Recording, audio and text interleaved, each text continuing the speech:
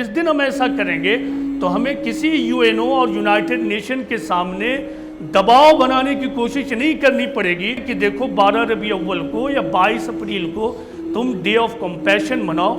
Only those of his servants who possess knowledge fear God.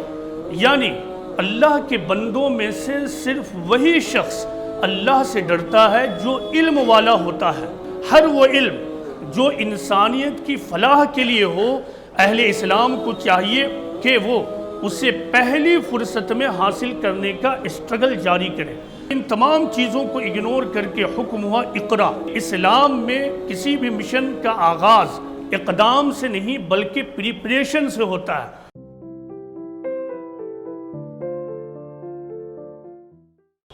دیکھیے قرآن میں ایک بات یہ کہی گئی ہے کہ پروفٹ آف اسلام محمد صلی اللہ علیہ وسلم کی زندگی میں اللہ تعالیٰ یہ کہتا ہے کہ تمہارے لیے بہترین نمونہ ہے، بیسٹ ماڈل ہے.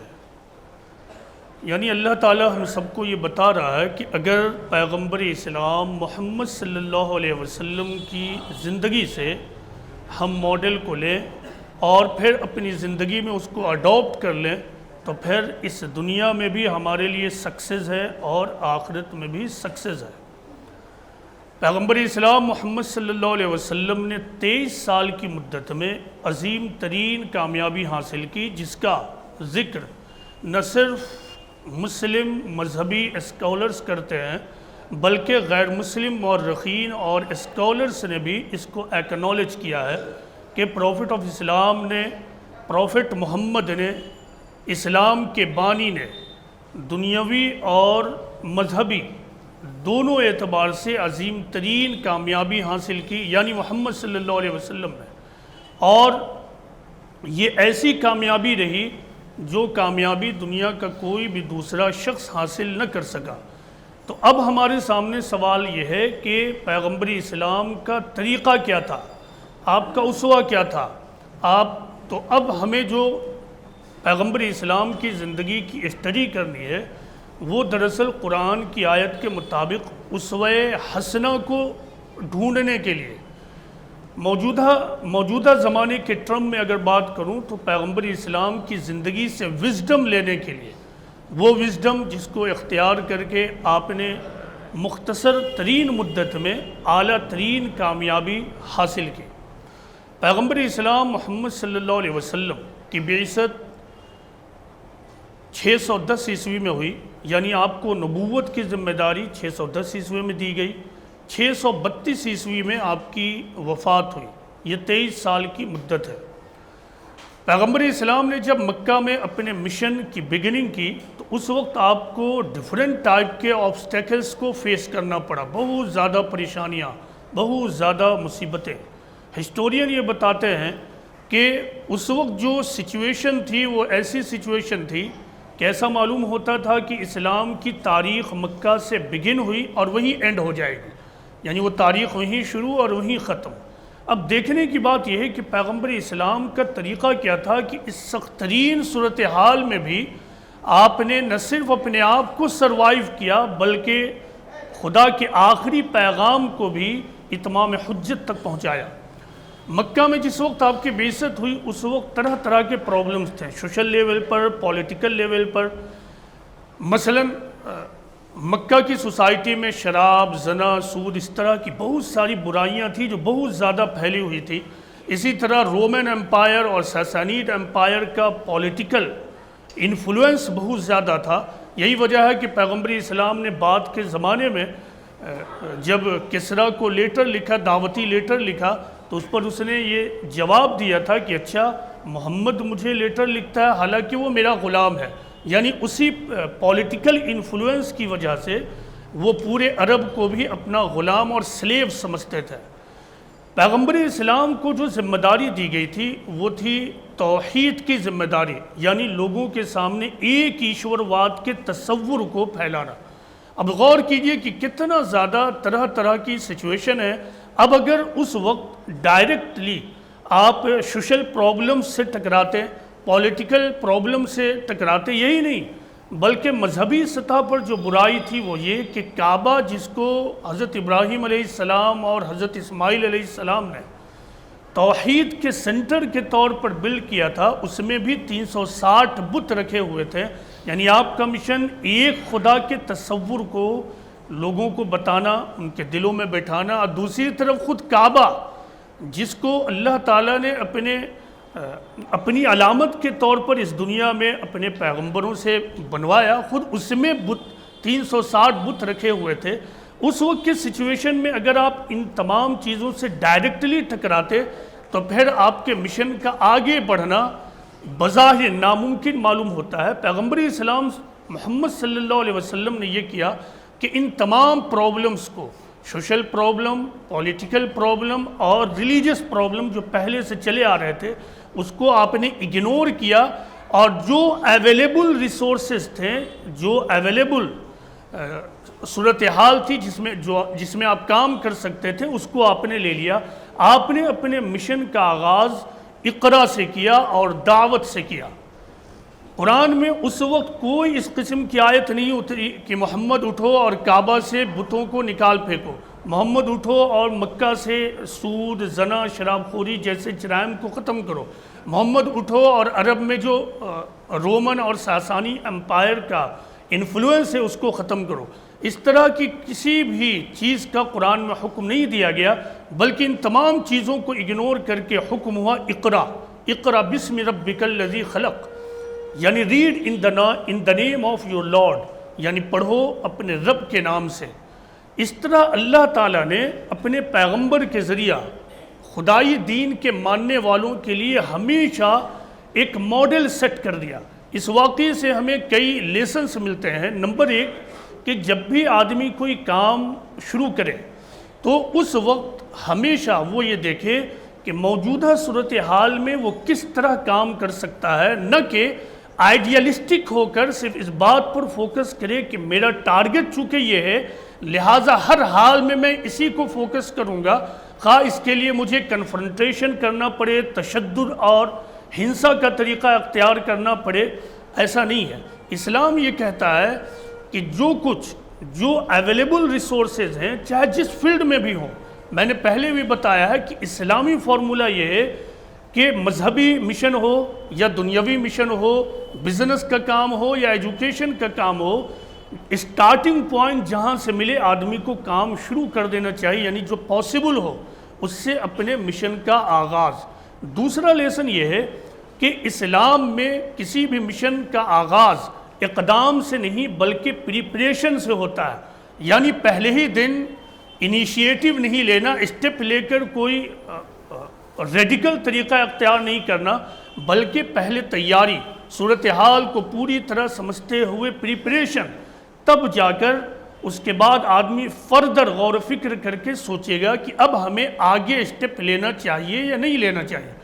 تھرڈ پرنسپل یہ ہے کہ اسلامی سوسائٹی میں جب بھی اسلامی مشن کو شروع کیا جائے گا، یعنی اس واقعے سے جو تھرڈ لیسن ہمیں ملتا ہے وہ یہ کہ اسلامی سوسائٹی میں اہل اسلام جب بھی کوئی اسلامی موومنٹ، اسلامی تحریک شروع کریں، اس کی بگننگ ہمیشہ اقرا سے ہوگی، یعنی لوگوں کو باشعور بنانا، لوگوں کے اندر وژڈم پیدا کرنا، لوگوں کے اندر عقل و شعور پیدا کرنا، یہ وہ اسٹارٹنگ پوائنٹ ہے جہاں سے ہمیشہ اہل اسلام کو اپنے مشن کا آغاز کرنا ہے۔ یہی وجہ ہے کہ مکہ میں تمام بڑے بڑے مسائل اور پرابلمز کے رہتے ہوئے پیغمبر اسلام نے اپنے مشن کا آغاز اقرا سے کیا۔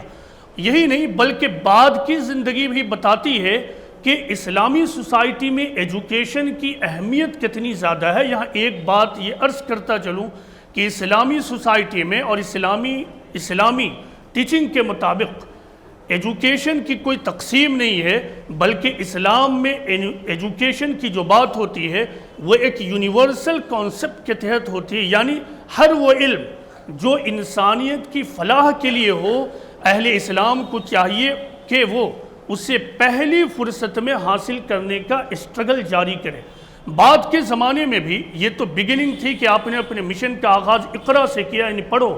بعد کے زمانے میں بھی جب اسلامی تحریک آگے بڑھی تب بھی آپ نے بار بار اپنے پریکٹسز اور سنتوں سے یہ ثابت کیا کہ اسلامی سوسائٹی میں علم کے حصول کا درجہ بہت اوپر ہوگا۔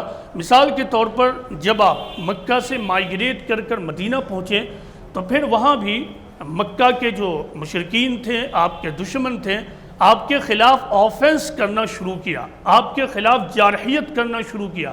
نتیجہ یہ ہوا کہ پھر ایک جنگ پیش آئی جسے ہم جنگ بدر کے نام سے جانتے ہیں۔ جنگ بدر میں تقریباً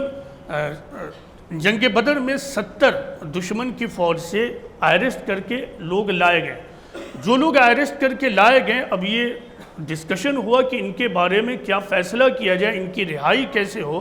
اس وقت پیغمبر اسلام نے دوبارہ ایک بہت بڑا ماڈل اپنے ماننے والوں کے لیے سیٹ کیا، وہ یہ کہ مکہ اس وقت کی صورتحال کے اعتبار سے ایک ایجوکیٹڈ سوسائٹی تھی، جبکہ مدینہ ایجوکیٹڈ نہیں تھا۔ آپ نے ان 70 دشمنوں کے بارے میں یہ فیصلہ کیا کہ ان میں سے جو لوگ 10 مدینہ کے بچوں کو پڑھا دیں گے، یہی ان کا ہرجانہ ہوگا، فدیہ ہوگا، اور پھر ان کو اس کے نتیجے میں رہا کر دیا جائے گا۔ یہ پیغمبر اسلام محمد صلی اللہ علیہ وسلم کے ذریعہ اسلامی تاریخ میں قائم کیا ہوا پہلا اسکول اور پہلا مدرسہ تھا۔ وہ بھی اس اعتبار سے غور کیجئے، اس طرح آپ نے اسٹیبلش کیا کہ اس اسکول اور مدرسہ کے اسٹوڈنٹس اور طالب علم تو سب کے سب مسلمان، لیکن اس کا ٹیچر سب کا سب غیر مسلم، اور نہ صرف یہ کہ غیر مسلم بلکہ سب کے سب ثابت شدہ اسلام دشمن لوگ۔ اس طرح پیغمبر اسلام نے ایجوکیشن کی اہمیت کو دوبارہ اسٹیبلش کرتے ہوئے یہ بتایا کہ اہل اسلام کو ایجوکیشن کے حصول میں کوئی بھی عذر کو حائل نہیں ہونے دینا ہے۔ ایجوکیشن خواہ کسی سے بھی حاصل کرنے کی ضرورت ہو، خواہ وہ غیر مسلم ہو، حتیٰ کہ وہ اسلام دشمن ہو، اس سے بھی اگر ایجوکیشن حاصل کرنے کی ضرورت محسوس ہو تو اس سے بھی ایجوکیشن حاصل کیا جائے گا۔ یہ چیزیں بتا رہی ہیں کہ اسلام میں ایجوکیشن کی کتنی زیادہ اہمیت ہے۔ قرآن میں سورہ فاطر میں ایک جگہ کچھ سائنٹیفک انسیڈنس کا ذکر کرتے ہوئے اللہ تعالیٰ یہ کہتے ہیں کہ انما یخشی اللہ من عبادہ العلماء، یعنی only those of his servants who possess knowledge fear God، یعنی اللہ کے بندوں میں سے صرف وہی شخص اللہ سے ڈرتا ہے جو علم والا ہوتا ہے۔ قرآن کی اس آیت میں جہاں پہ یہ بات کہی جا رہی ہے، اس سے پہلے کائناتی انسیڈنس، جسے آج ہم کہتے ہیں سائنٹیفک فینومینا یا سائنٹیفک انسیڈنس کا ذکر ہے۔ لہٰذا یہاں پہ اللہ تعالیٰ جو یہ کہہ رہا انما یخشی اللہ من عبادہ العلماء، تو اس طرح اللہ تعالیٰ انڈائریکٹلی ہمیں یہ حکم دے رہا ہے کہ اہل اسلام کو چاہیے کہ وہ سائنٹیفک ایجوکیشن کو بھی خوب حاصل کریں۔ سائنٹیفک ایجوکیشن کسے کہتے ہیں؟ سائنٹیفک ایجوکیشن دراصل فطرت کے مطالعے کو کہتے ہیں، یعنی اسٹڈی آف دی نیچر کو سائنٹیفک ایجوکیشن کہتے ہیں۔ قرآن یہ کہتا ہے کہ انما یخشی اللہ من عبادہ العلماء، یعنی only those of his servants who possess knowledge fear God، یعنی خدا کے بندوں میں سے صرف وہی شخص اللہ سے ڈرتے ہیں جو علم والے ہوتے ہیں۔ تو یہاں بھی علم کی اہمیت کا اندازہ ہو رہا ہے۔ آپ غور کیجئے کہ اگر علم نہ ہو تو ایسی سوسائٹی میں کوئی گہری بات نہیں کی جا سکتی ہے۔ اگر علم نہ ہو تو پھر ایسے لوگوں کے درمیان کوئی بہت بڑا مشن کھڑا نہیں کیا جا سکتا ہے۔ اگر علم نہ ہو تو ایسے آدمی کے درمیان، ایسے سوسائٹی کے درمیان عقل کی بات نہیں کی جا سکتی ہے۔ یعنی بے علم سوسائٹی میں جذباتی باتوں کو تو خوب جگہ ملے گی، لیکن عقل والی باتیں، غیر ایموشنل باتیں، غیر جذباتی باتوں کو کوئی جگہ نہیں ملے گی۔ نتیجہ یہ ہے کہ ایسی قوم کے لیے اس دنیا میں بھی ناکامی ہے اور آخرت میں بھی ناکامی ہے۔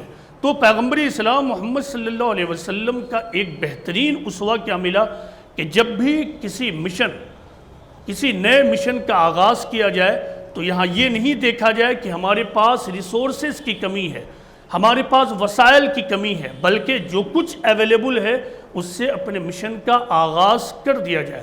اہل اسلام جب بھی کوئی اسلامی مشن شروع کرے تو یہ دیکھے کہ سوسائٹی میں علم کا لیول کس درجے پہ ہے، اور جب وہ یہ پائے کہ ہماری سوسائٹی میں علم بہت ہی نچلے درجے پہ ہے، تو اس کا پہلا کام یہ ہے کہ لوگوں کو علم کے بارے میں بہت زیادہ باشعور بنائے، لوگوں کو موٹیویٹ کرے، لوگوں کو حوصلہ دے کہ وہ آگے بڑھیں، علم حاصل کریں، خود بھی علم حاصل کریں اور اپنے بچوں کو بھی علم دیں۔ اور تھرڈ لیسن یہ کہ علم کے حاصل کرنے میں کوئی ایکسکیوز نہیں، کسی بھی شرم اور حیا کی کوئی بات نہیں، کیونکہ علم کا معاملہ یہ ہے کہ علم ایک سمندر ہے، کوئی ایک تنہا شخص تمام علوم کے حصول کا اور اچیومنٹ کا کلیم نہیں کر سکتا ہے۔ کوئی شخص اگر ایسا دعویٰ کرتا ہے تو یا تو وہ ایروگینس، گھمنڈی ہوگا، یا پھر جھوٹا نادان ہوگا۔ تو ہمیں یہ چاہیے کہ ہر شرم و حیا کو ختم کر کے آدمی کسی بھی عمر میں ہو ہمیشہ وہ علم کو حاصل کرے، جس آدمی سے بھی ملاقات کرے وہ یہ دیکھے کہ اس کے پاس ہم سے زیادہ کوئی علم تو نہیں، جیسے ہی معلوم ہو کہ اس کے پاس کوئی زیادہ علم ہے، انفارمیشن ہے، اس کو ضرور وہ حاصل کرے۔ حضرت عمر رضی اللہ عنہ کے بارے میں روایت میں یہ بات آتی ہے کہ وہ جس شخص سے بھی ملاقات کرتے تھے اس سے کچھ نہ کچھ سیکھتے تھے۔ اب غور کیجئے کہ حضرت عمر رضی اللہ عنہ تعالیٰ کا کہاں لیول، وہ اسلامی تاریخ میں سیکنڈ کیلف گزرے ہیں۔ مزید یہ کہ ہسٹری سے یہ ثابت ہے کہ بیفور اسلام بھی، یعنی اسلام میں داخل ہونے سے پہلے بھی، وہ سوسائٹی میں ایک وائزسٹ پرسن کے نام سے، دانشمند آدمی کے نام سے جانے جاتے تھے۔ ایک ایسے آدمی کا طریقہ کیا ملا، وہ یہ کہ جب بھی کسی سے ملتے ہیں وہ کوئی نہ کوئی علم حاصل کرتے ہیں۔ لہٰذا نوجوانوں کے لیے جو ماڈل ملا وہ یہ کہ ہمیشہ سیکھیے اور ہمیشہ سیکھیے۔ اس معاملے میں کوئی ایکسکیوز، کوئی بھی شرم اور حیا اور کسی طرح کی چیز کو اپنے سامنے رکاوٹ مت بننے دیجیے۔ پیغمبر اسلام محمد صلی اللہ علیہ وسلم کی زندگی سے جو ایک اسوہ ملتا ہے وہ یہ کہ آپ نے اپنی زندگی میں ہمیشہ امن، شانتی اور پیس کو پرائیورٹی دی ہے۔ آپ نے ہمیشہ اپنے عمل سے یہ پروف کیا ہے کہ تشدد سے زیادہ امن کی طاقت ہے۔ امن کے ذریعہ ہم بڑی سے بڑی کامیابی حاصل کر سکتے ہیں۔ میں نے آپ کو بارہا بتایا ہے کہ 21ویں صدی میں امن کی بات کرنا کوئی بڑی مشکل بات نہیں ہے، کیونکہ موجودہ زمانے میں آسانیاں ہی آسانیاں ہیں۔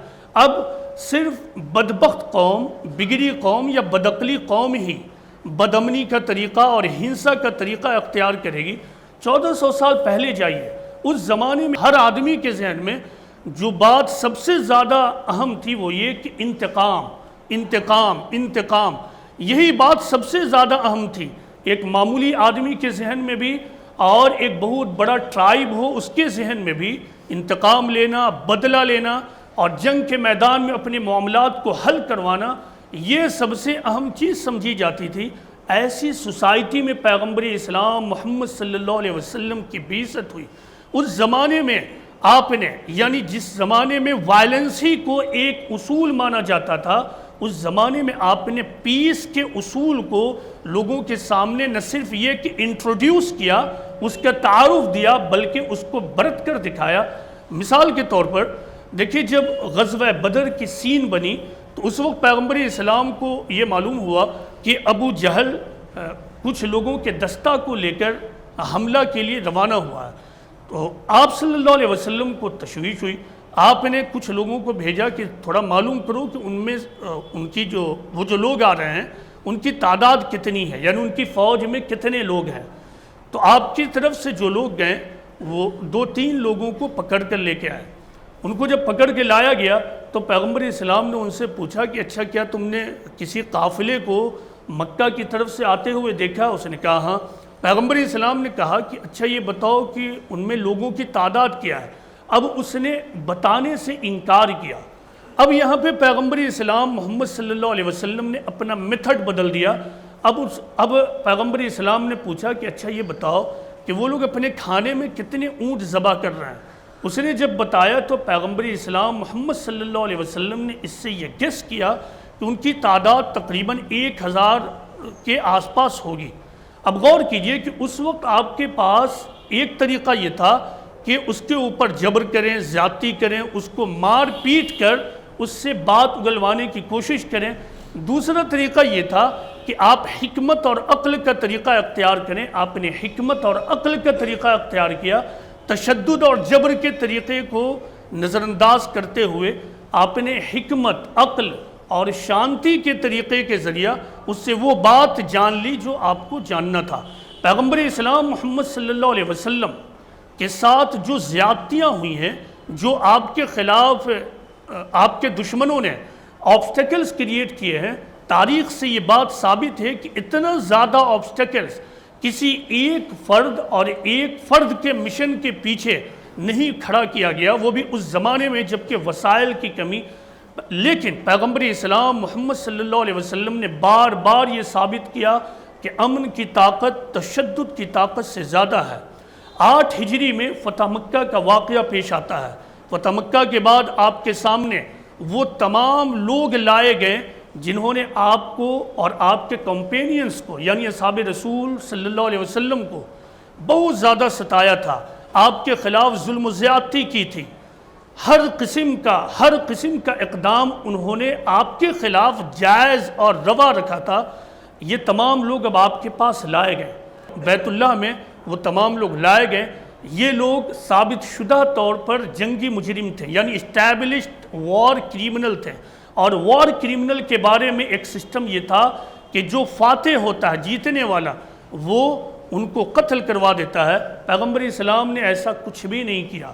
آپ نے عمومی طور سے یہ اعلان کر دیا کہ اذهبوا فانتم الطلقاء، کہ جاؤ تم سب لوگ آزاد ہو.